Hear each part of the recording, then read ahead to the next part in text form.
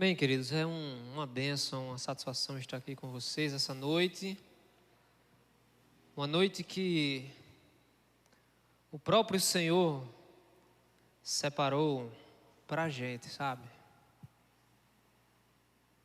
Uma noite que o Senhor preparou para a gente estar aqui. A gente não chega aos cantos assim à toa, nem por nossas próprias forças, nem por nossa própria vontade. Mas se estamos aqui é porque foi provisão do Senhor sobre nossas vidas. Vamos orar, pedindo que o Espírito Santo acalme nosso ser e fale ao nosso coração. Senhor, em Tua presença, humildemente te pedimos, vem, enche este lugar. Enche o nosso coração, ilumina nossa mente, prepara-nos, ó Deus, para receber Tua palavra.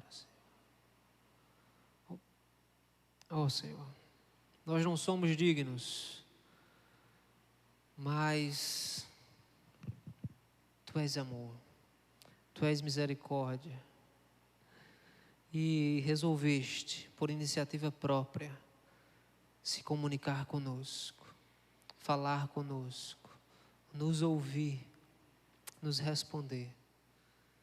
Então que possamos ter agora, Deus, um momento em Tua presença, um momento para ouvir Tua palavra, porque a fé vem pelo ouvir, ó Deus. E que possamos ter verdadeiramente alimento espiritual para a caminhada, para a caminhada. Vem, Senhor, vem conosco nesse caminho. Não nos deixes sozinhos, em nome de Jesus. Amém e amém. Então, Deus é bom em todo tempo, não é? Nossa ceia ficou para o próximo domingo, bem como quebrantados, né? E toda a programação, fiquem atentos à programação da semana. Eu gostaria de convidá-los a abrir a Bíblia no Novo Testamento, no livro de Gálatas, capítulo 6, Mateus, Marcos, Lucas, João, Atos, 1ª e 2ª Coríntios, Romanos, não é? Romanos, 1ª e 2ª Coríntios, aí você chega em Gálatas. Epístola ou carta do apóstolo Paulo às igrejas da Galácia. Gálatas capítulo 6, a partir do verso 11. Assim diz as Escrituras. Vejam com que letras grandes eu estou lhes escrevendo, de próprio punho. Os que desejam causar boa impressão exteriormente, tentando obrigá-los a circuncidarem-se, agem desse modo apenas para não serem perseguidos por causa da cruz de Cristo. Nem mesmo os que são circuncidados cumprem a lei. Querem, no entanto, que vocês sejam circuncidados, a fim de se gloriarem no corpo de vocês. Quanto a mim, que eu jamais me glorie, a não ser na cruz de nosso Senhor Jesus Cristo, por meio da qual o mundo foi crucificado para mim e eu para o mundo. De nada vale ser circuncidado ou não. O que importa é ser uma nova criação. Paz e misericórdia estejam sobre todos os que andam conforme essa regra, e também sobre o Israel de Deus. Sem mais, que ninguém me perturbe, pois trago em meu corpo as marcas de Jesus. Irmãos, que a graça de nosso Senhor Jesus Cristo seja com o espírito de vocês. Amém. Vamos ler o verso 17, mais uma vez. Sem mais, que ninguém me perturbe, pois trago em meu corpo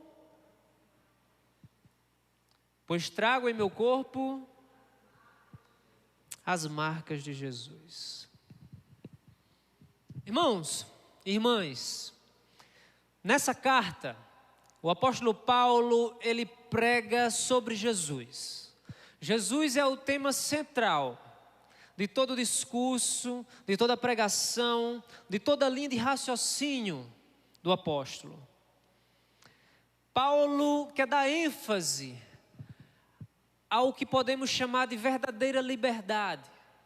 A verdadeira liberdade que só em Cristo podemos encontrar.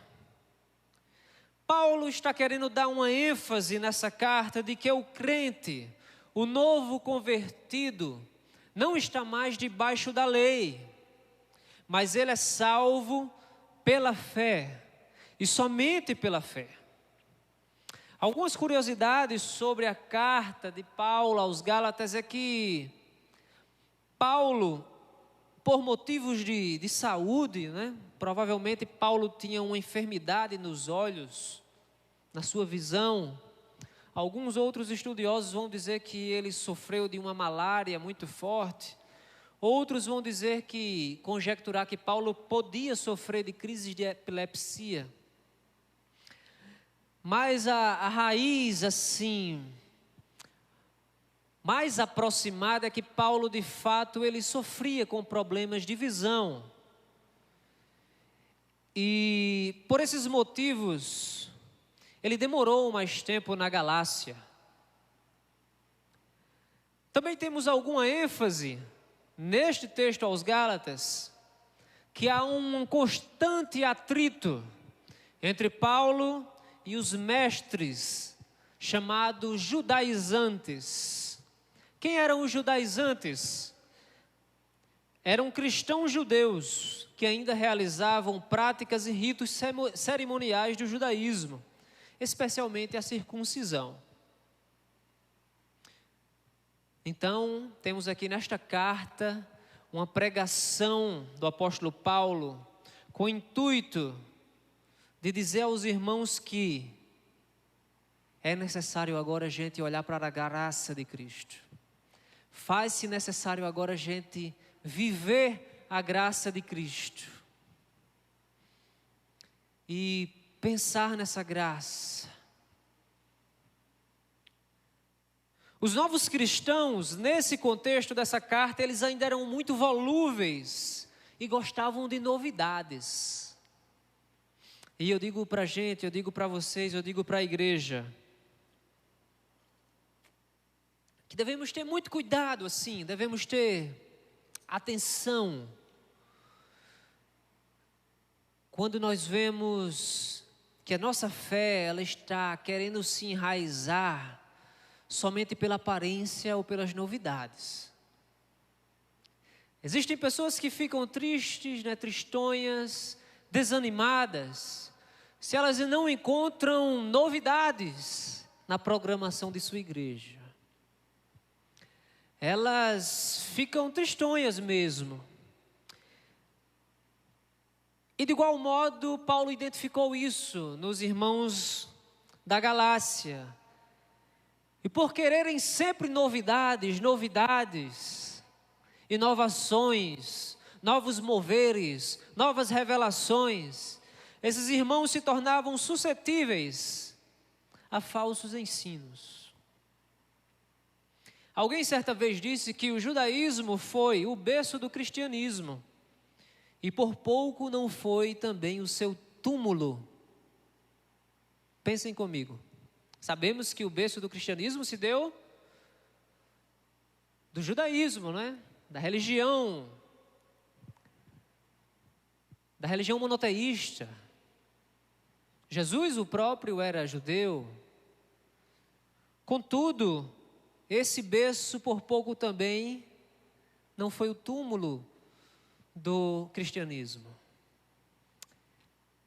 E se o judaísmo não foi o túmulo do cristianismo, um dos motivos, uma das causas principais foi a existência de um homem chamado Paulo apóstolo. Porque o ministério de Paulo foi voltado especificamente para os gentios, os estrangeiros, os chamados bárbaros, os chamados, aqueles que adentravam agora na fé. Então essa carta que nós temos em nossas mãos, aos Gálatas, ela põe em contraste a temática da lei versus a graça. A lei de Moisés, a lei e os profetas versus a graça de Cristo. E Paulo está no meio de tudo isso, desse ponto de tensão. E essa noite eu quero falar para vocês, para a amada igreja, sobre marcas. E a vida deixa marcas na gente. E Paulo foi um homem que soube experimentar isso. Marcas e cicatrizes. E essa vida que a gente vai vivendo, que a gente vai caminhando, vai deixando na gente marcas. Cicatrizes permanentes. Porque a caminhada da fé nunca nos foi dita ou prometida que seria uma caminhada fácil. Quando eu olho para a Bíblia e para Jesus Cristo, eu não posso entender que a caminhada da fé vai ser um mar de rosas. Eu lembro do poeta João Alexandre quando cantou e disse: olha, arruma a cangalha na cacunda, que a rapadura é doce, mas não é mole não. Rosas têm espinhos e há pedras no caminho. O poeta também disse, no meio do caminho tinha uma pedra. Tinha uma pedra no meio do caminho. E a vida cristã é isso, sabe? Essa caminhada onde não se tem um tapete confortável para a gente andar. A caminhada cristã, ela não dá ao cristão um tênis ortopédico, né, para que a gente não possa criar calos em nossos pés. A caminhada cristã, ela não é cheia de ar-condicionado, para a gente nunca sentir os calores da vida e as pressões da vida e as agonias da vida. A caminhada cristã, ela é feita de um chão de barro, de pedras, de pedregulhos, sabe? Por isso que a gente não pode pensar numa caminhada fácil. E nessa caminhada a gente fura os pés, a gente cai, a gente se arranha. E a vida vai deixando marcas na gente. Isso faz parte, tá? As marcas que a gente ganha, as cicatrizes que a gente ganha nessa vida, fazem parte da caminhada.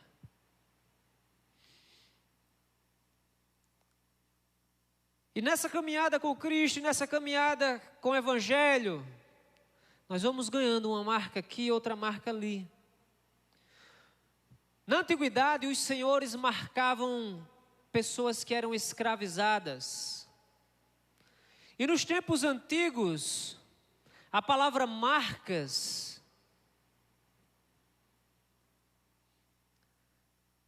era usada em referência ao estigma do ferro que identificava pessoas, as pessoas que eram escravizadas. A palavra marcas tinha um simbolismo muito forte. Os senhores marcavam escravos com ferros. Os homens marcavam animais.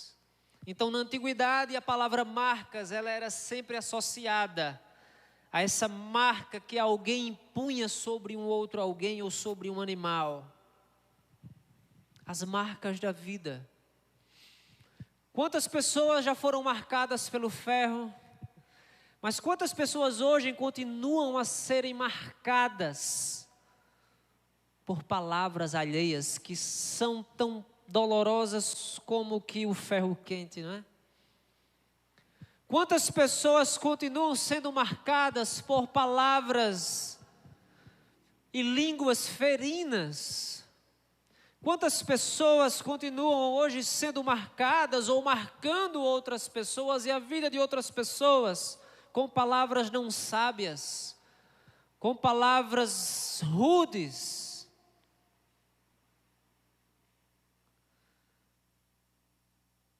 Você sabia que você pode marcar a vida de alguém positivamente ou negativamente? Leia, revisite a carta do apóstolo Tiago e veja o que ele fala sobre palavras, sobre o poder das palavras, sobre o poder que tem a nossa língua, sobre sobre língua que tem poder para abençoar, mas que também tem poder para amaldiçoar. Marcas. O tempo também nos marca, não é? E algumas pessoas não sabem lidar muito bem com o tempo. E o mundo da estética, da beleza está aí, não é, Sara? Mary Kay está aí para embelezar a gente, embelezar as mulheres. Mas o dilema é esse também, o tempo deixa marcas na gente. O tempo traz consigo as rugas, junto com a lei da gravidade. E o nosso corpo vai ficando cansado. E junto com as rugas vêm os fios brancos, os primeiros fios brancos. E há aqueles que não aceitam, né, de primeira. E recorrem às tintas. Recorrem àquela visita no salão, não é? Porque ainda não estão aceitando, não é, essa questão do tempo, da idade. Ou querem manter esse padrão de estética. Ok, amém. Deus quer que você se sinta bem. Deus quer te ver bonito e bonita. Mas o tempo chega. O tempo é cruel, sabe? Ele vai chegando. E se fossem apenas as rugas, e se fossem apenas os cabelos brancos, e se fosse apenas a flacidez da nossa pele. Mas o tempo também traz marcas do cansaço. E a força daquele que tem 80 já não é a força do que tem 60. Que já não é a força do que tem 40. Que já não é a força daquele que ainda tem 20. Que já não é a força dos meus meninos que têm 5 anos e que conseguem pular e correr de 7 da manhã até 7 da noite sem se cansar. Há o tempo. Há o tempo.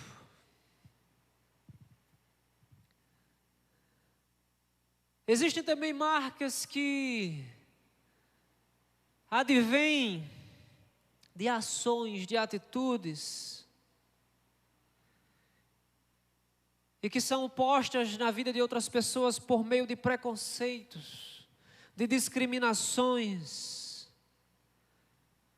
A gente vive num tempo em que as pessoas ainda são muito preconceituosas, discriminam pessoas ainda por condição social. É pobre, tem jeito de pobre, anda como pobre, se veste como pobre. Isso no meio cristão também. Isso não é algo distante da gente. Existem pessoas que têm discriminação, preconceito com pessoas por causa da cor de sua pele. E nós vimos recentemente, ou domingo passado, retrasado, eu vi no Fantástico, uma senhora negra que estava na recepção de um condomínio. Ela vendia algumas coisas, estava ali esperando para mostrar os produtos para alguma cliente. E quando uma mulher branca chega naquela recepção e do nada começa a xingar aquela mulher, dizendo que ela não era bem-vinda ali, não poderia estar ali pela condição dela, por ser uma mulher negra.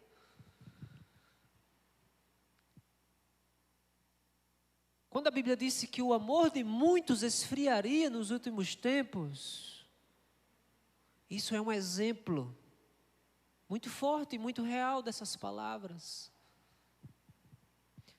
Em que mundo nós vivemos e a gente abre os jornais e vê as notícias e quantas pessoas estão sendo marcadas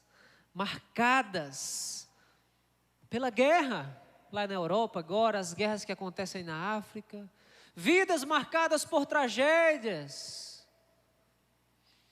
pessoas que estão nas suas casas, nos seus países e no outro dia elas estão na condição de refugiadas, de peregrinas, atravessando fronteiras, sem saber para onde vão, sem saber como chegarão, como serão recebidas numa terra estranha.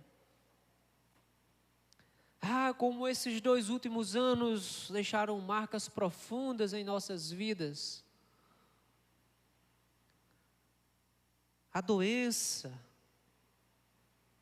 da Covid marcou mais de 600 mil famílias no nosso país. 600 mil famílias que choraram, tiveram perdas irreparáveis, pessoas insubstituíveis, porque ninguém substitui um pai, ninguém substitui uma mãe, somente o poder do Espírito Santo mesmo para trazer consolo. Mas também não bastasse as marcas da vida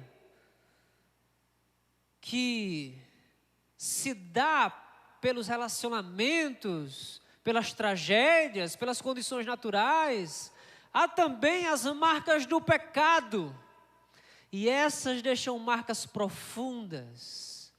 E essas podem condicionar uma pessoa à morte. E a pior de todas as mortes, que é a morte espiritual. Marcas do pecado, drogas, prostituição, pornografia, adultério, roubo, traições, maledicências, bebedices e tantas outras coisas. Marcas do pecado. Quantas famílias já foram destruídas por causa de drogas, por causa de bebidas, por causa de adultério? Como essas marcas podem ser retiradas? As marcas da vida e as marcas do pecado. Tem uma boa notícia. Elas podem ser tiradas, sabe? Pelo menos o peso do pecado, ele pode ser retirado. Pelo poder que há no nome de Jesus Cristo. Sabe por quê? Porque Ele levou as nossas marcas. As manchas de nosso pecado, Ele levou também para que pudéssemos ser limpos. Para que pudéssemos ser justificados, para que pudéssemos ser chamados de novas criaturas, para que pudéssemos ser chamados de redimidos. Você pode dizer amém? Embora fiquem cicatrizes, mas que essas cicatrizes possam nos fazer lembrar da condição na qual estávamos e na qual nós não estamos mais. A ação do Espírito Santo, e somente pela ação do Espírito Santo, é capaz de transformar uma cicatriz em algo que a gente olhe e que a gente sinta esperança, sabe? Sinta alívio, sinta gratidão. E que a gente não traga mais sobre nossos ombros o peso da dor que esta marca causou, sabe? Porque cicatrizes também fazem parte dessa caminhada, dessa existência. Somente por ação do Espírito Santo, aquele velho rabugento, aquele senhor, aquela pessoa bem ranzinza, ela pode se transformar numa pessoa sábia. Sabe os seus lungas da vida, né? Já ouviram falar daquela pessoa que era muito conhecida no nosso meio popular, o seu lunga? Aquele homem que tinha paciência zero. Era um personagem, claro. Mas existem muitas pessoas que são como o seu lunga da vida. Sem paciência. Somente o Espírito Santo pode transformar uma pessoa assim. Somente o Espírito Santo pode fazer com que um doente olhe para a sua cicatriz e ache nessa cicatriz um motivo de testemunho. Somente o Espírito Santo. O pastor Jojó trabalha em hospital, né? Trauma. Já viu muitos milagres lá. Já viu muitas pessoas desenganadas, provavelmente. E que venceram. E que mesmo saindo daquele local com a estética para os nossos padrões, desafeiçoada, né, por causa de acidentes, queimaduras, tentativas de homicídio, enfim. Mas há relatos de muitas pessoas que saíram dali com essas marcas, glorificando a Deus, dando glória a Deus e dizendo que são testemunho e que levarão essas cicatrizes como um testemunho. O que nós temos feito com nossas cicatrizes? A gente está escondendo nossas cicatrizes ou a gente está mostrando para testemunhar e dizer: olha, minha cicatriz, ó, doeu, sangrou, mas o Senhor curou, o Senhor trouxe um bálsamo e agora eu olho para a minha cicatriz e vejo o milagre e o poder de Deus sobre minha vida. Somente a ação do Espírito Santo pode tornar um prostituto ou uma prostituta, uma pessoa que vive na lama da promiscuidade. Somente o Espírito Santo pode fazer com que uma pessoa dessa se torne uma pessoa virtuosa. Assim como fora uma mulher que na narrativa bíblica, chamada Raabe, se tornou uma mulher virtuosa. Raabe foi uma mulher que temeu a Deus, que deu guarida e esconderijo para os servos de Deus. E por causa disso, a sua vida foi poupada, bem como de toda a sua família. E Raabe ficou habitando no meio daquele povo. E Raabe entrou no rol da genealogia do próprio Jesus Cristo. Uma prostituta.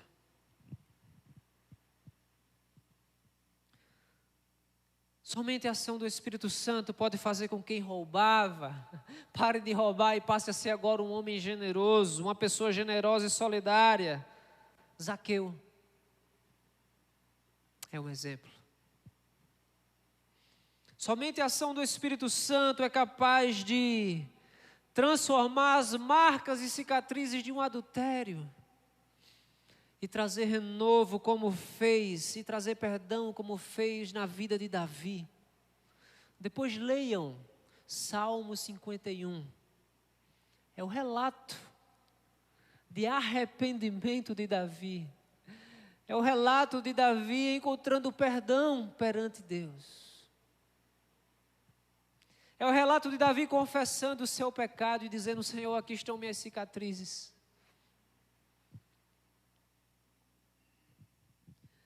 Somente pela ação do Espírito Santo, aquele que traiu pode encontrar reconciliação com Cristo e com os outros. Pedro traiu a Cristo, mas encontrou reconciliação. A gente volta para o texto, e o apóstolo escreve: vejam com que letras grandes eu estou escrevendo isto para vocês. Estou escrevendo para vocês de próprio punho. Como eu falei, não é? Provavelmente Paulo tinha sérios problemas de vista, de visão. Provavelmente o seu problema de visão seria o seu espinho na carne.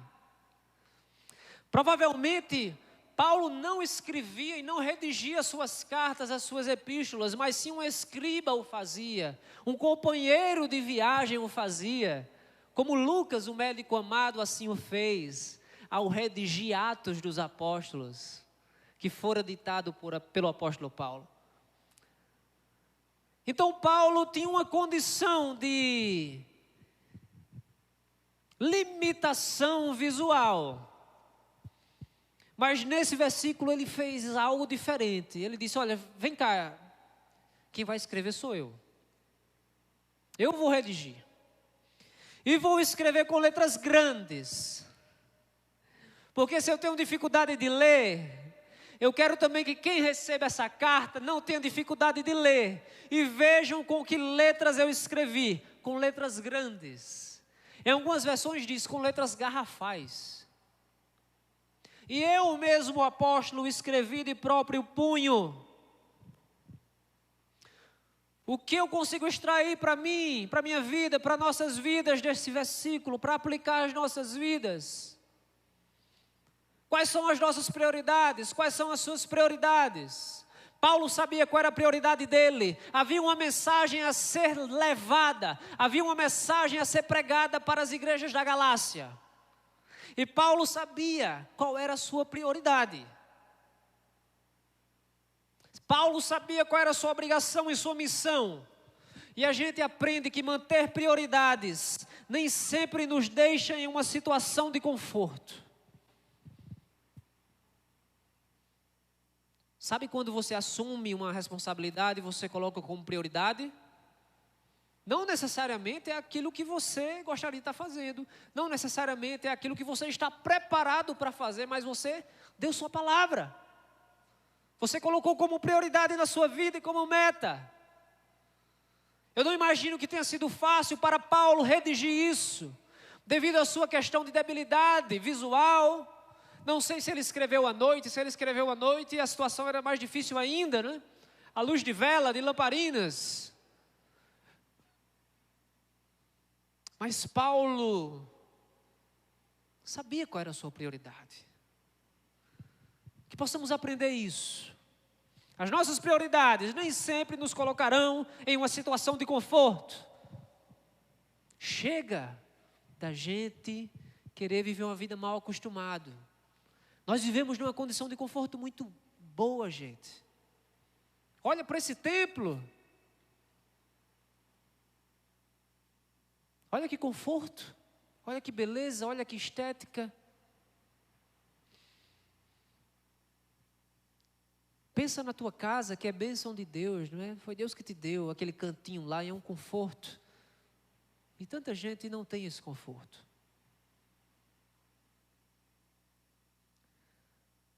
Só que a vida nos faz entender, compreender que é preciso em algum momento tomar posição e elencar quais são as nossas prioridades.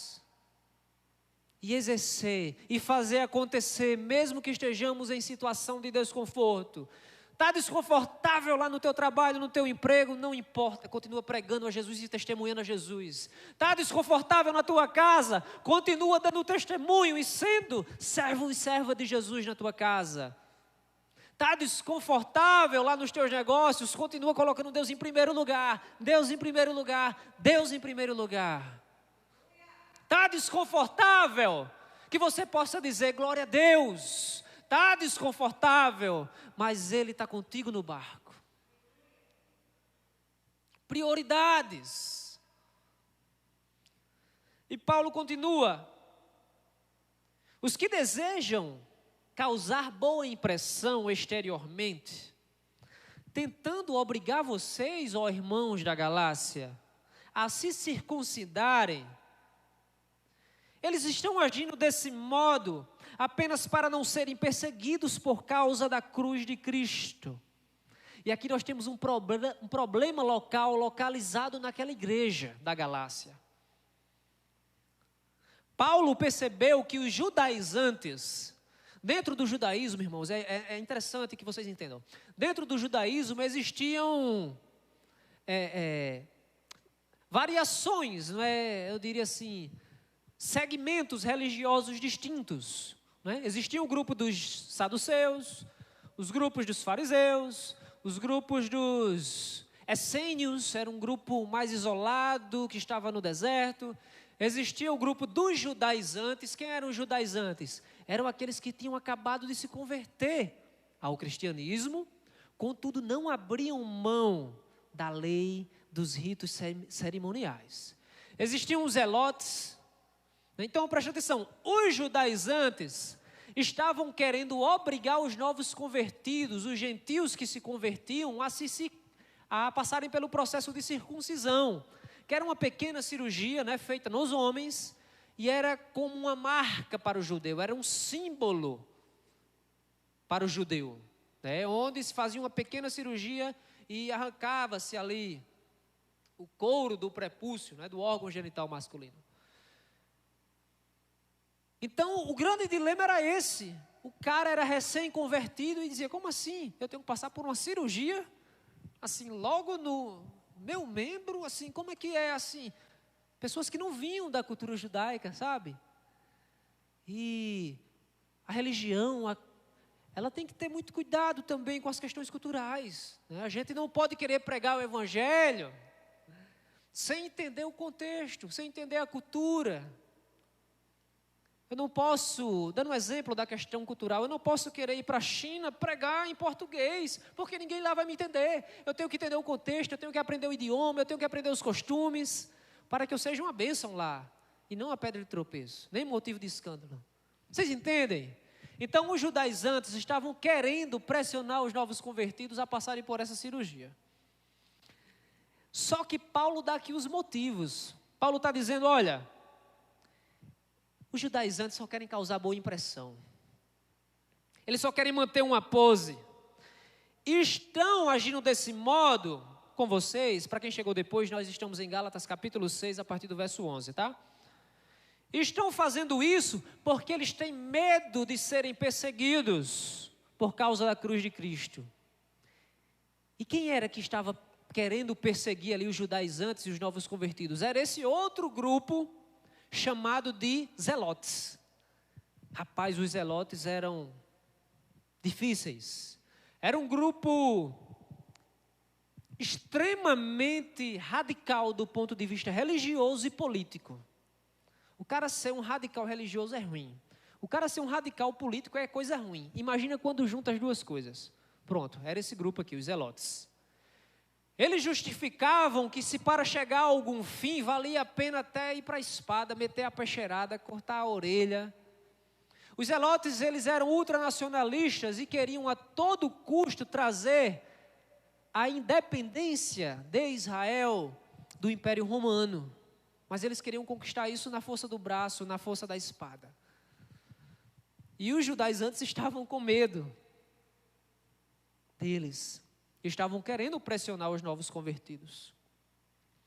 E Paulo usa essa expressão aqui, os que desejam causar boa impressão. Nós fomos chamados, você foi chamado para ser discípulo de Cristo, para ser seguidora de Cristo. E não simplesmente para causar boa impressão. Porque causar boa impressão é muito pouco. Na verdade, isso é quase nada. Causar apenas uma boa impressão é o equivalente a você ser morno, sabe? Causar boa impressão é equivalente a você querer andar em cima de um muro.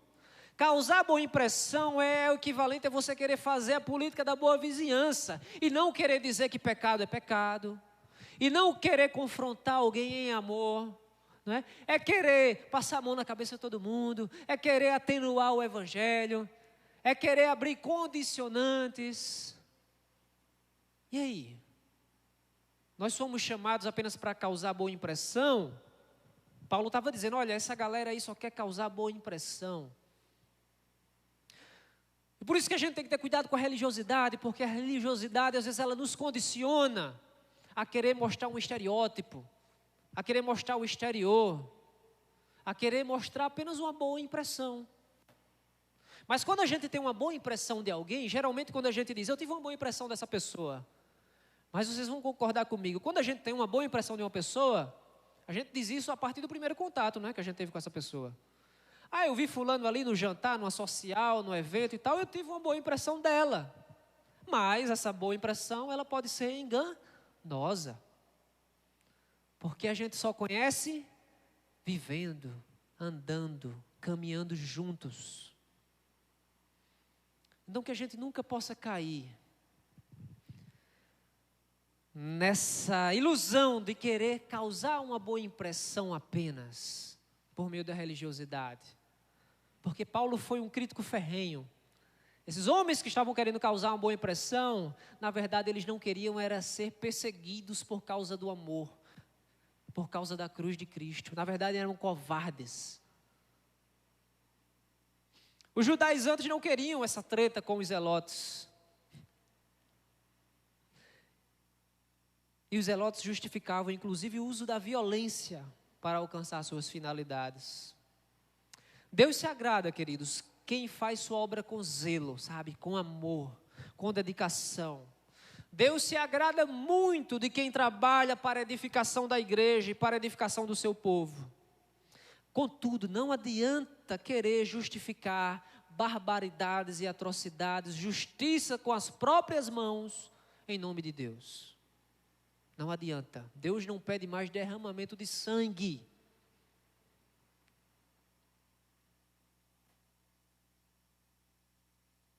Não tenham medo da perseguição por causa da cruz de Cristo. Estamos vivendo tempos difíceis.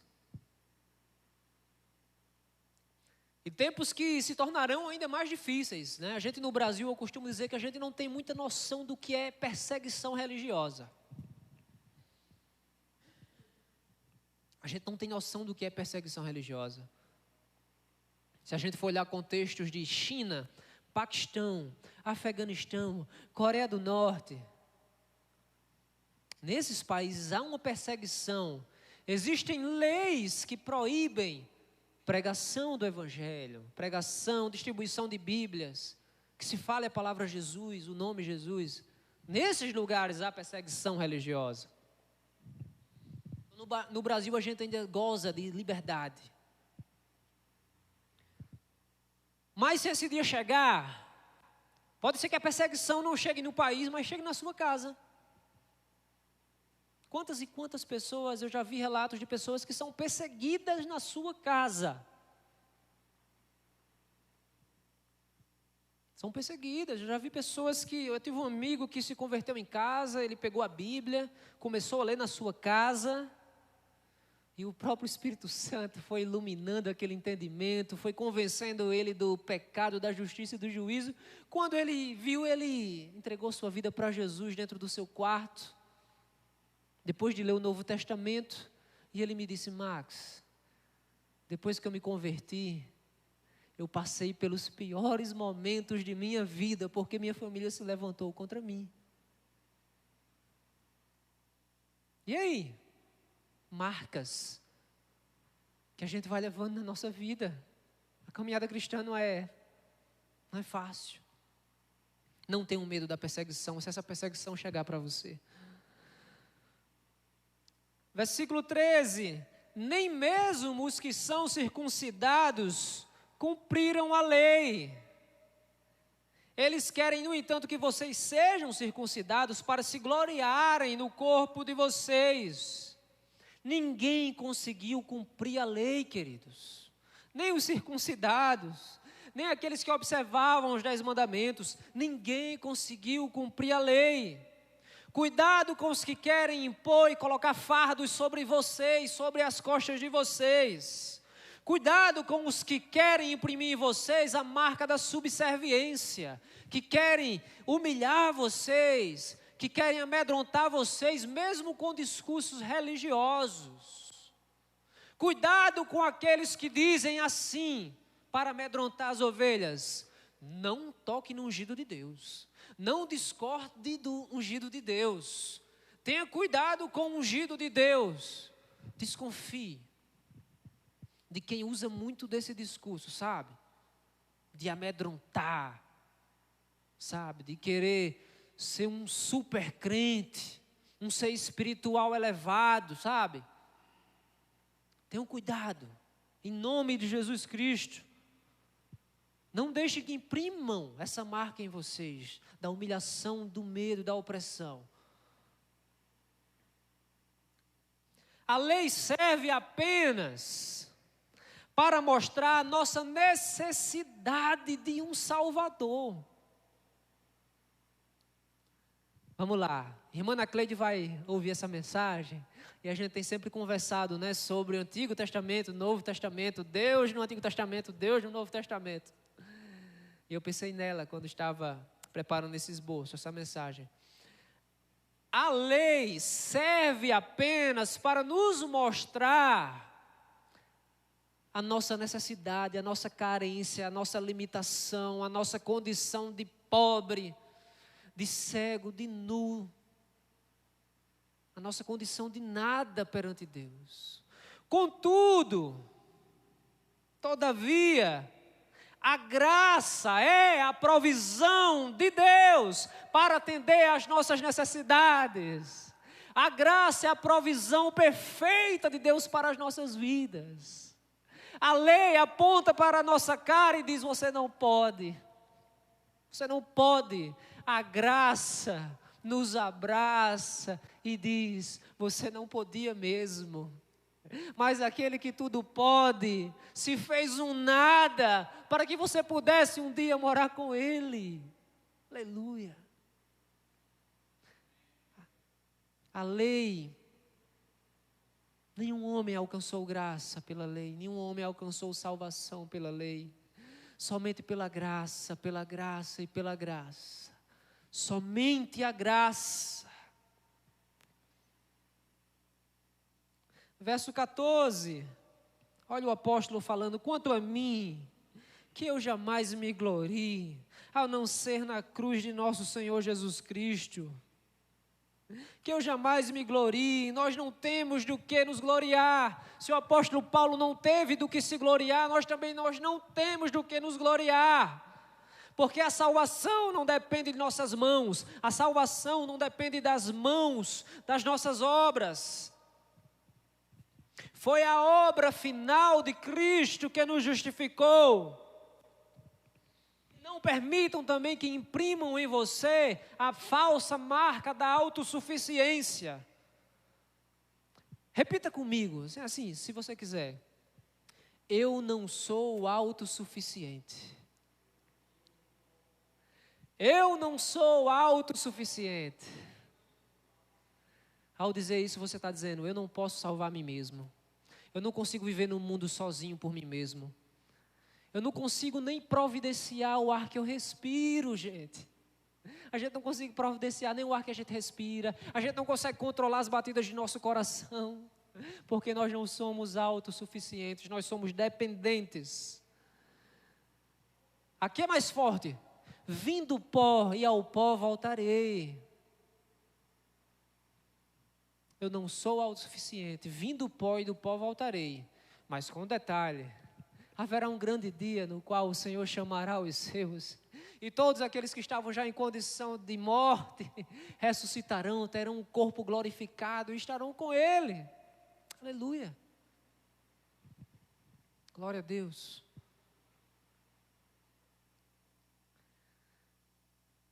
E aqui, verso 15... Paulo está dizendo: sabe o que é importante mesmo? De nada vale a circuncisão.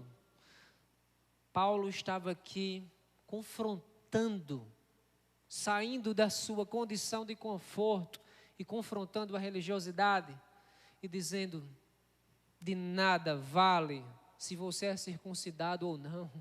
Estamos em um novo tempo. O que importa agora é que você seja uma nova criatura. Nova criatura, o importante é ser uma nova criatura. Aquele que está em Cristo é nova criatura. As coisas velhas passaram e eis que tudo se fez novo. Porque se a gente for querer viver a vida do velho homem, da velha mulher, da velha criatura, a gente só vai conseguir olhar para as nossas marcas, as nossas cicatrizes, a gente só vai conseguir se lamentar, a gente só vai conseguir ficar pensando na nossa culpa, no nosso pecado, na nossa miserabilidade. O que a gente tem que fazer é abraçar essa condição de nova criatura, porque não foi você que se autogerou nova criatura, foi o próprio Cristo que fez de você nova criatura, e que quer fazer de você uma nova criatura.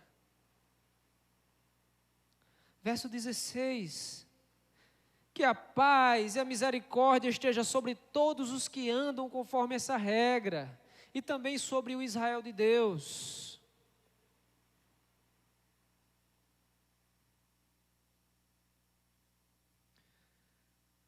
Que sejamos marcados pela paz e misericórdia. Se existem marcas que nós queremos levar sobre nossa vida e que nós devemos buscar, é dizer: Senhor, imprime em mim a marca, Senhor, da tua paz. Como se fossem duas vacinas super potentes, sabe? Senhor, aqui no meu braço direito a tua paz. no meu braço esquerdo a tua misericórdia, Senhor. Se tiver, Senhor, a tua paz, a tua misericórdia, Senhor, eu vou seguindo. Eu vou seguindo. A gente vai seguindo, a gente vai vencendo com a paz e a misericórdia do Senhor. Verso 17, sem mais, Paulo aqui já coloca uma ênfase em sua fala, indicando que estava encerrando aquela carta. Sem mais que ninguém me perturbe. Olha como Paulo foi direto. Que ninguém me perturbe mais.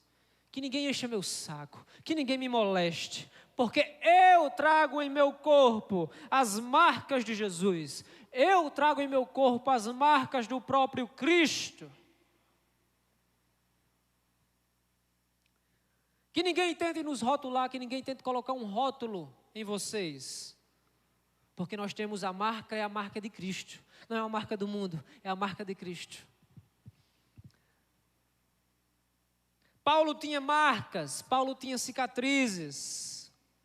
Os judaizantes, esse grupo religioso, diziam que Paulo não era um apóstolo legítimo. Porque Paulo estava trazendo novas doutrinas. Porque Paulo estava rejeitando as práticas antigas. Todavia, não deixem que contem a sua história por você. Que você mesmo conte a sua história. Que você mesmo conte o seu testemunho. Que você mesmo conte como foi o seu encontro com Cristo. Que você mesmo conte como está sendo a transformação de sua vida. Porque estamos sendo aperfeiçoados. Aperfeiçoados a cada dia. Aperfeiçoados no amor de Cristo. Aperfeiçoados na sua graça. Aperfeiçoados na sua misericórdia. Não deixe que ninguém conte a sua história por você. Que você mesmo conte, porque foi isso que Paulo fez. Paulo não permitiu que aqueles homens dissessem que ele não era um apóstolo. Pelo contrário, ele refutou e ele disse: eu trago as marcas de Cristo. Em outro texto, Paulo vai dizer: mesmo eu tendo vindo em fora de tempo, como um bebê que nasce fora de tempo, assim, por parto fórceps, eu sou apóstolo de Cristo.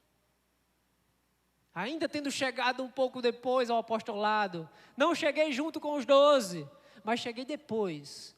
Mas eu sou apóstolo de Cristo, porque eu tive um encontro com Cristo, naquele caminho de Damasco, quando Paulo ainda se chamava Saulo, quando Saulo era um perseguidor de cristãos. Saulo ordenava morte aos cristãos. E se encontra com Jesus, o Cristo de Nazaré. Uma luz tão forte toma a sua vista e ele cai ao chão e passa alguns dias cego. Paulo, Paulo, por que me persegues? Por que me persegues? Paulo podia dizer e contar a sua própria história. Porque Paulo sabia quem era o Saulo, a velha criatura. E de igual modo, Paulo sabia também quem era o Paulo. E Paulo sabia quem era Cristo. Então Paulo se apegou a Cristo. Se apegue a Cristo. Se apegue a Cristo. E Paulo encerra essa carta dizendo: irmãos, que a graça de nosso Senhor Jesus Cristo seja com o espírito de vocês. Ele traz essa bênção nessa carta. Para que as marcas sejam removidas ou transformadas em cicatrizes de esperança em nossa vida, nós precisamos nos dispor a mostrar a Ele as nossas cicatrizes. Porque Deus já conhece as tuas dores, Deus conhece, mas mostra para Ele: Senhor, aqui está a minha ferida, se estiver aberta, mostra para o Senhor. Apresenta para o Senhor em oração, de joelhos, em intercessão. Senhor, aqui está a minha ferida. Senhor, aqui está a minha cicatriz. Eu quero te mostrar, porque só Tu pode trazer alívio, Senhor. Mostra para o Senhor, apresenta para Ele um verdadeiro arrependimento.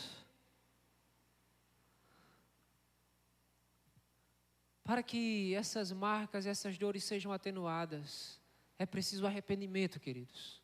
Arrependimento não é a palavra que está fora do dicionário bíblico, não.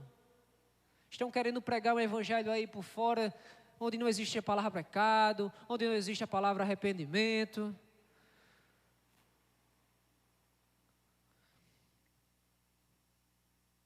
Creia no poder purificador de Jesus. Creia que mesmo que o mundo marque pessoas, mas para Deus a marca que vale é a marca da salvação, é o selo da salvação. E aquele que está nos braços de Cristo, não há ninguém que tome e tire dos braços dele. Que possamos nos apegar a essa palavra. Permita-se ser marcado por Ele, pela marca do amor dEle, porque Ele foi marcado eternamente por você. Ele foi marcado eternamente por nós.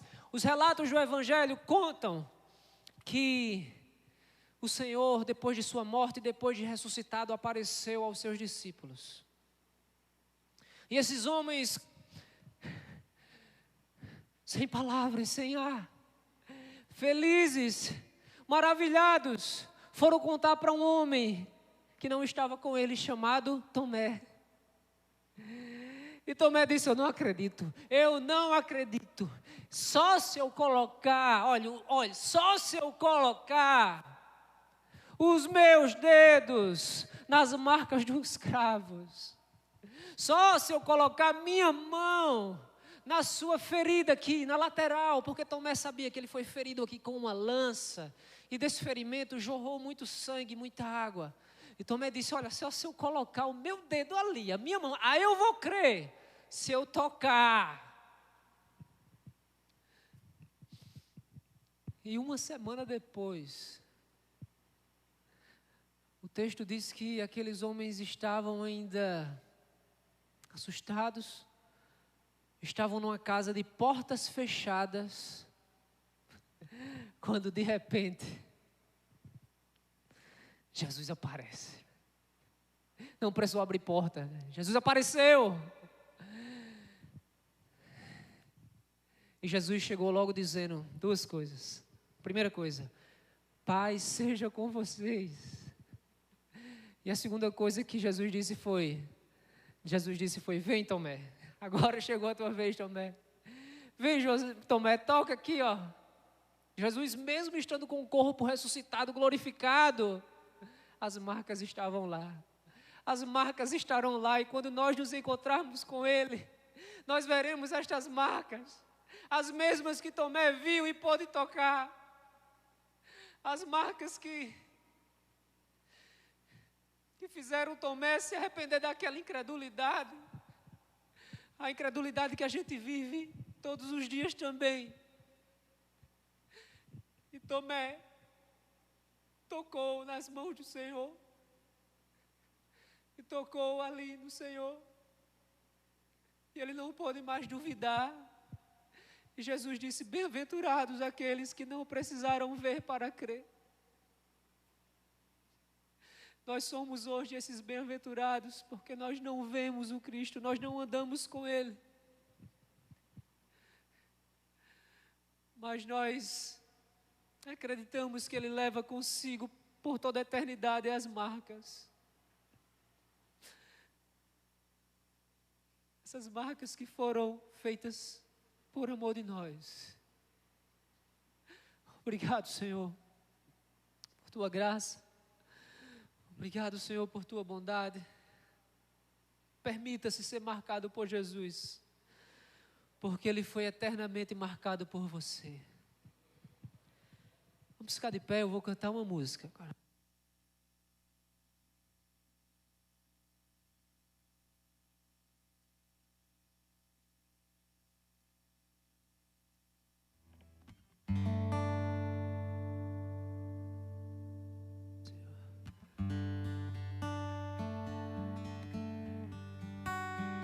Se você não sabe para onde seguir, se você percebe que não quer mais fingir, levante a cabeça e não olhes para trás. O que é que você faz? Chame a Deus, chame a Deus.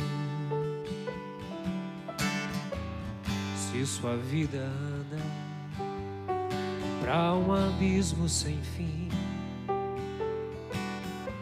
se teus olhos choram e não quer esse fim, levante a cabeça e não olhes para trás. Chame a Deus, chame a Deus, chame a Deus que teu a vida logo mudará. Ele cura a ferida, te libertará. A verdade e a vida Ele quer te dar. Chame a Deus, chame a Deus,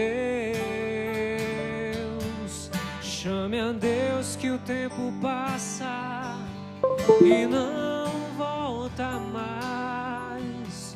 Sua chance, sua vida podem se acabar. Ele cura a ferida, te libertará. Chame a Deus, chame a Deus, chame a Deus.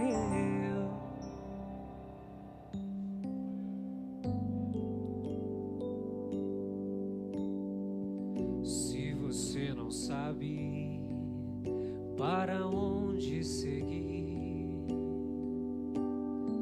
se você percebe que não quer mais fingir, não quer viver de aparência já, levante a cabeça e não olhes para trás.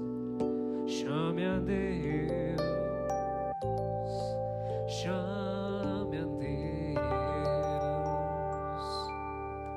Se sua vida anda pra um abismo sem fim, se teus olhos choram e não quer esse fim, levante a cabeça e não olhes para trás. Não mais.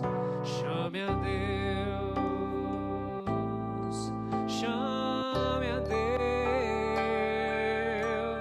chame a Deus que tua vida logo mudará. Ele cura a ferida, te libertará. A verdade e a vida Ele quer te dar. Chame a Deus, chame a Deus, chame a Deus que o tempo passa e não volta mais. Sua chance, sua vida pode se acabar. Ele cura a ferida, te libertará. Chame a Deus, chame a Deus, chame a Deus. Apesar das marcas da vida que fazem parte, você vai continuar seguindo. Já as marcas do pecado você não aceita mais, porque essas marcas o Senhor venceu, o Senhor levou por você. Aleluia. Chama a Deus, chama a Deus. Creia nesse Deus que leva marcas por nós. Creia nesse homem assim que trouxe palavras para a gente, apóstolo Paulo. Ele traz consigo as marcas do próprio Cristo. Que o Senhor possa nos curar, que o Senhor possa nos restaurar, que o Senhor possa trazer refrigério para a nossa vida, para a nossa alma, no nome de Jesus Cristo. Temos um visitante hoje conosco.